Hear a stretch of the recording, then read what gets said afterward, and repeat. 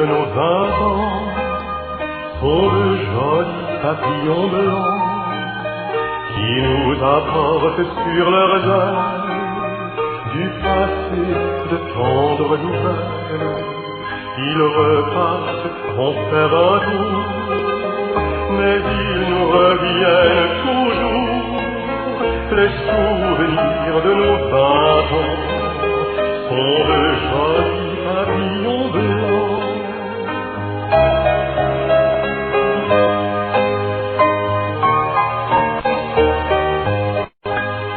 Les souvenirs des jours heureux sont de jolis papillons bleus.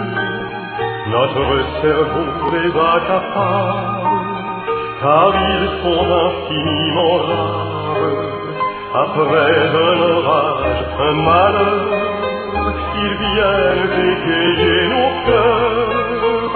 Les souvenirs des jours heureux sont de jolis papillons bleus.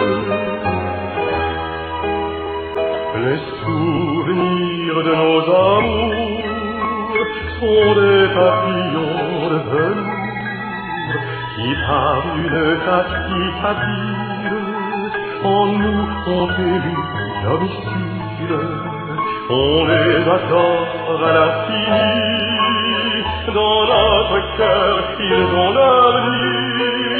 Les souvenirs de nos amours sont des papillons de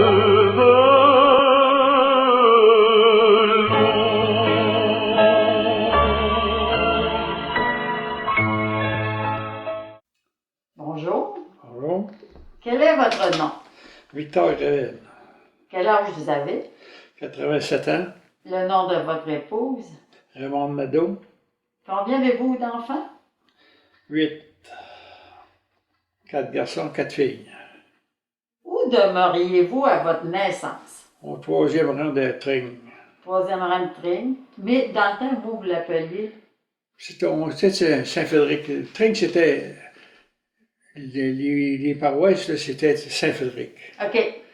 Mais on pouvait appeler ça le 3 de Tring aussi. C'était le même, hein? Bon, ça va. Combien vous étiez d'enfants? C'est 12. Votre rang? Moi, j'étais le 12e. Êtes-vous le dernier? Il est venu une petite fille après moi. OK. Elle n'avait pas survécu. Elle est décédée. On a décidé que 12, c'était assez. Êtes-vous né sur une ferme? Oui. Oui. À qui appartenait la ferme avant votre père? Mon grand-père Magloire. OK. Est-ce que vous avez pris la relève de votre père sur la ferme? C'est ça. J'ai pris la relève. Donc, 3 générations Oui. de Gravel. Vous avez pris la relève. Puis, comment ça se passait, vos soirées d'hiver, avec les grandes sœurs? Donc, ça commençait par la prière du soir. Ça, c'était obligatoire. Dans ce temps-là, les curés, ils auraient rouspété, les mères n'auraient pas fait ça. Hein? Puis, ils disaient la prière du soir, puis ensuite de ça, il lisait un livre. Il allait à la bibliothèque le dimanche, puis il s'emmenait un livre. Puis, à tous les soirs, il disait une partie du livre. Les filles plus vieilles que moi, là, et c'est eux qui lisaient. Qui vous racontaient les histoires, qui vous lisaient le livre. Bon, mais ça, on n'avait pas de télévision ni radio là-dedans. Ben non. Puis vous avez pris le goût de lire à partir de ça. Vous auriez aimé que les femmes en lisent plus qu'une ou deux. Des fois, j'aurais aimé ça qu'elle aurait continué, puis là, il imitait ça 1 heure. Quand il lisait 1 heure le soir, chaque soir, c'est le temps les plus jeunes d'aller se coucher, puis... Exactement. C'est l'heure du dodo. C'est plus le temps de lire, là, puis... Vous avez connu votre femme où? Saint-Séverin. À Saint-Séverin. Vous vous êtes mariés en quelle année? En 58. Puis, en revenant de votre voyage de noces, c'est quoi vous avez constaté sur la ferme? La poussière de la mine a commencé à opérer la semaine que je suis parti. Fait que ça fait tout un arrivé. Fait que quand je suis arrivé, là, c'est blanc. Là.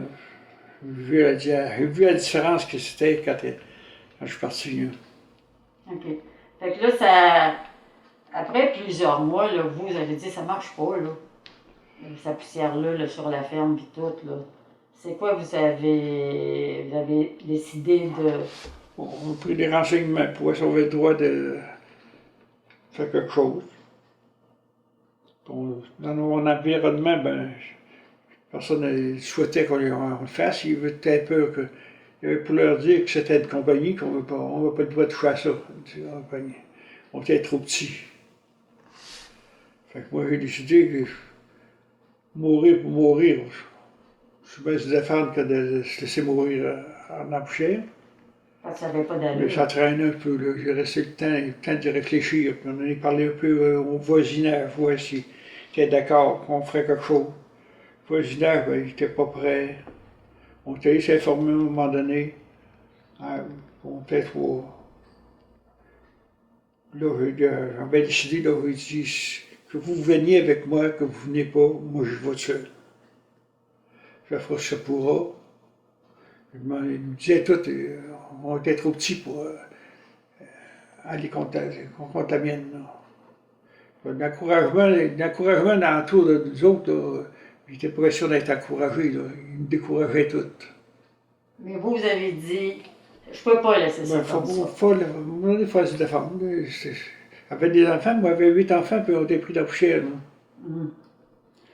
Puis là, vous avez intenté le procès contre les propriétaires de la mine. Combien il y avait d'avocats? Il fallait réclamer juste des dommages. Hein? On ne peut pas faire autrement, non? OK, ben oui. C'est dommage, il fallait réclamer. Puis combien il y avait d'avocats, eux autres, la mine? L'autre, il y avait 3 avocats. 3 avocats. Eux autres, ils étaient ferrés. Il y avait un parti juste ça, puis il y en avait 2, puis il voulait juste écouter, je pense bien, puis il y avait juste ça, puis. Il y avait un avocat qui était assez raide. L'avocat Casgrain. On avait l'avocat Casiran. Puis je vais faire une petite parenthèse. Sa femme, c'est Claire Casiran. Oui. Et puis cet avocat-là, lui, il était arrogant, là. Oh, il aimait ça. Il aimait ça, cette petite boue. Comme on pourrait dire, hey, je suis là, hein. Puis, quelle preuve vous aviez? On avait apporté juste un châssis, des bottes des enfants, puis des photos des maisons, avec la poussière d'un champ, puis la photo avait pris quelqu'un en dehors pour prendre des photos. Un photographe? Avec la preuve, il fallait prouver qu'elle était bien réelle, la photo, là. C'était pas des affaires truquées, là. Parce que même le photographe est allé témoigner. Oui. Il est allé témoigner. Puis vous parlez des champs, c'était blanc parce que l'herbe était blanche aussi, vous savez que les vaches broutaient, là. C'est blanc. C'était blanc. Puis même les yeux des vaches, là, ils venaient de quelle couleur, là? Oh, les yeux rouges. Les vaches ont des yeux rouges. Ben, les autres, ils broutaient tout dans l'herbe, là. Puis quand ils vantaient, ça rentrait dans les yeux. Quand on a une petite poussière, on n'est pas bien, là. Ouais. Fait qu'imaginez pour eux autres. Les travailleurs, ils n'ont pas témoigné en votre faveur, hein, parce qu'ils avaient peur peut-être d'aller aux emplois. Les gens qui travaillaient là, ils sont venus, il est venu des gens témoigner. Ils ont dit qu'il n'y avait pas de poussière chez nous. On avait les preuves, là, comme de quoi il y avait la poussière. Pourquoi venir témoigner qu'il n'y avait pas de poussière? Là? Je ne comprends pas les gens, moi, là. Même s'ils travaillaient pour la compagnie, qui était foreman, comme tu voudrais, ils n'avaient pas perdu le job à cause de ça. Moi, j'ai travaillé pour eux autres, puis ils m'ont jamais dit de baisser. Après, c'était réglé l'affaire, là. Je les rencontrais, je les saluais. Moi, ils n'ont jamais dit de rien, puis une compagnie, c'est pas comme un jeune, une personne qui en veut et qui s'en veut, là. Il s'agit de se défendre quand on a des droits, de défendre nos droits. Oui, parce que vous m'aviez dit une phrase qui est belle sur la loi, là. La loi est pour tout le monde. Oui, c'est ça. Il faut s'en servir. Il faut s'en servir. Si on ne sert pas de la loi, les petits, c'est quoi, là?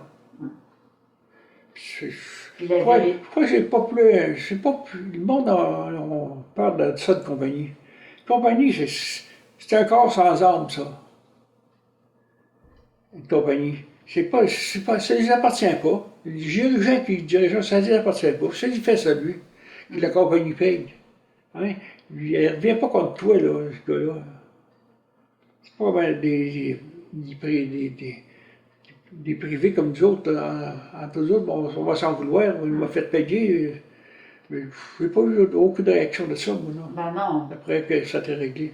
Ben non, puis ce qui est triste, parce que vous vous battiez tout seul aussi, là.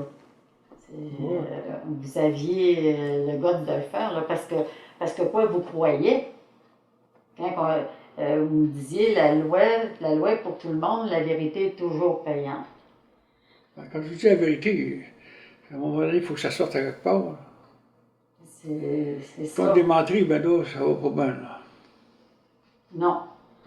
Puis vous avez jamais lâché parce qu'il y a un procès qui a duré 5 ans, Ouais. puis l'autre, il a duré un autre 5 ans. Ouais. Fait que ça fait 10 ans là, à se battre là, contre une grosse Ben, compagnie. on avait gagné la première partie, on payait les demeures.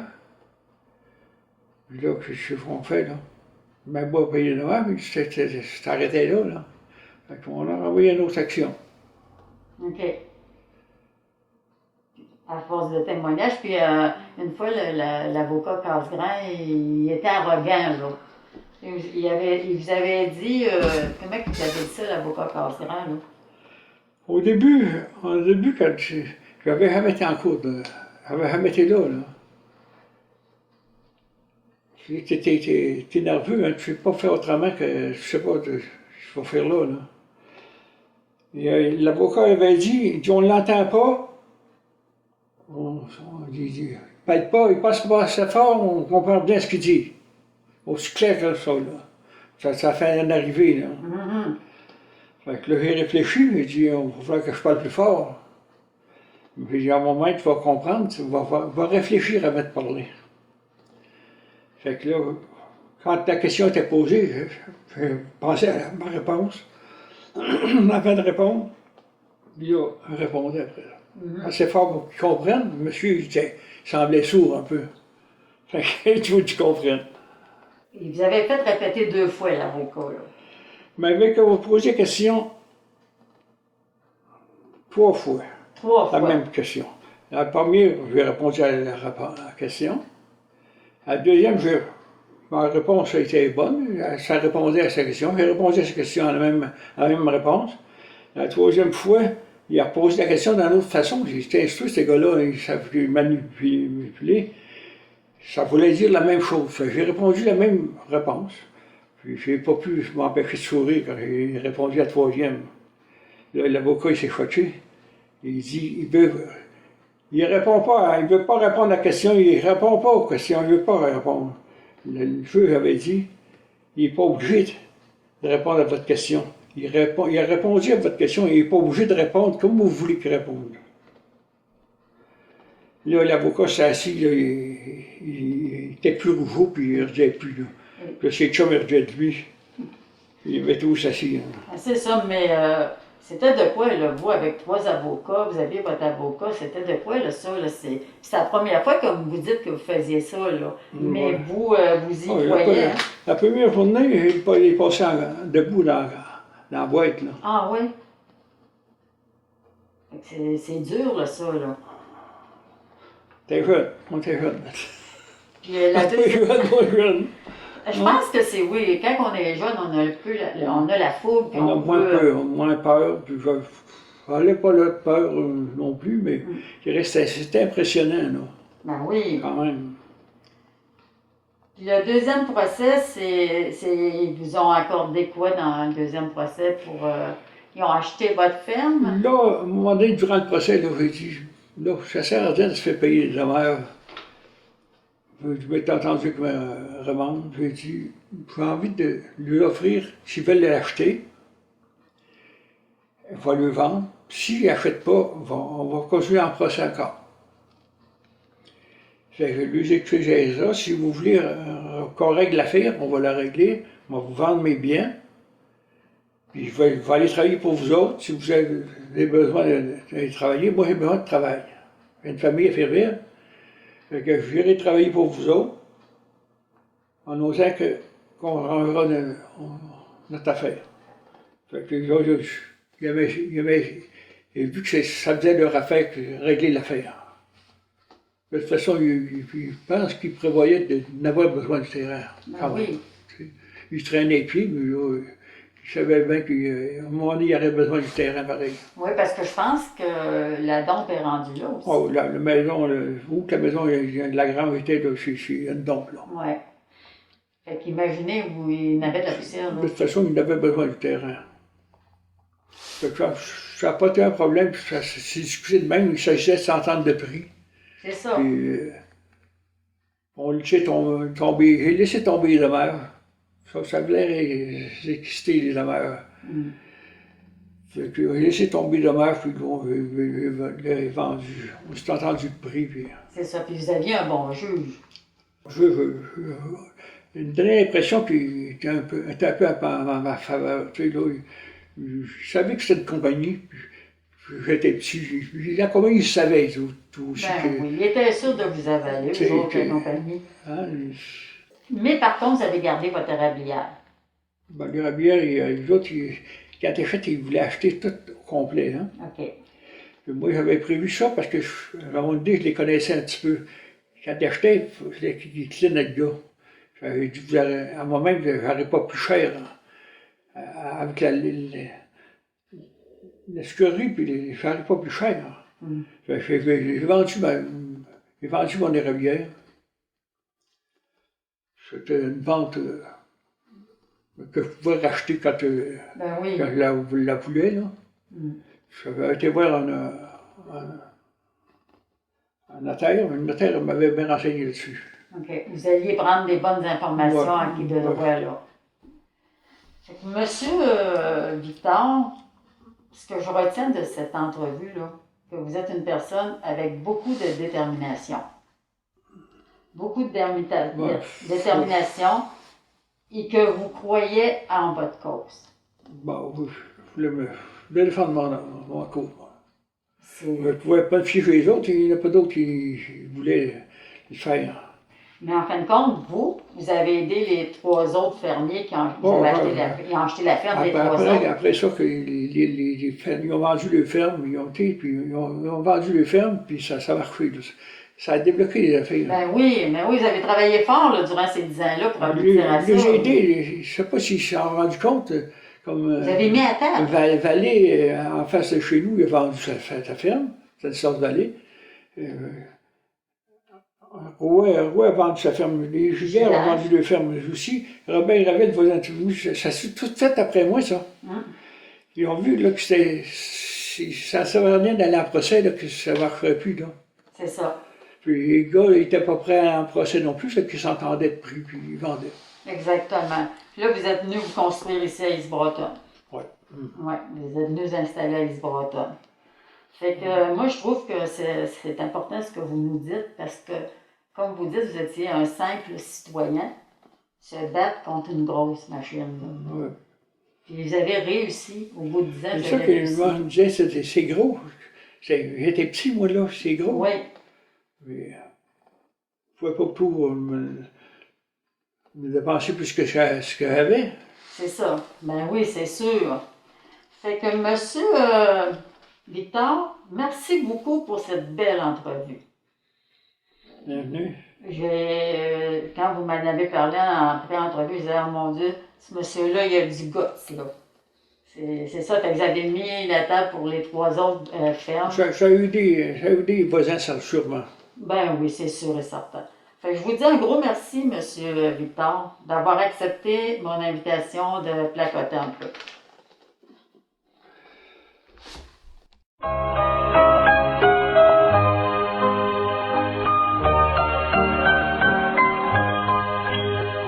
Les souvenirs de nos enfants sont de jolis papillons blancs qui nous apportent sur leurs ailes du passé de tendres nouvelles ils repartent en faire un tour, mais ils nous reviennent toujours.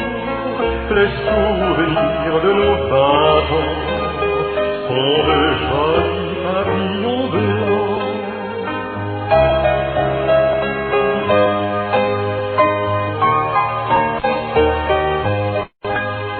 Les souvenirs des jours heureux sont de jolis papillons bleus. Notre cerveau les accapare, car ils sont infiniment rares. Après un orage, un malheur, ils viennent égayer nos cœurs. Les souvenirs des jours heureux sont de jolis papillons bleus. Les souvenirs de nos amours sont des papillons de velours qui par une tactique habile en nous ont élu domicile. On les adore à l'infini, dans notre cœur ils ont leur nid.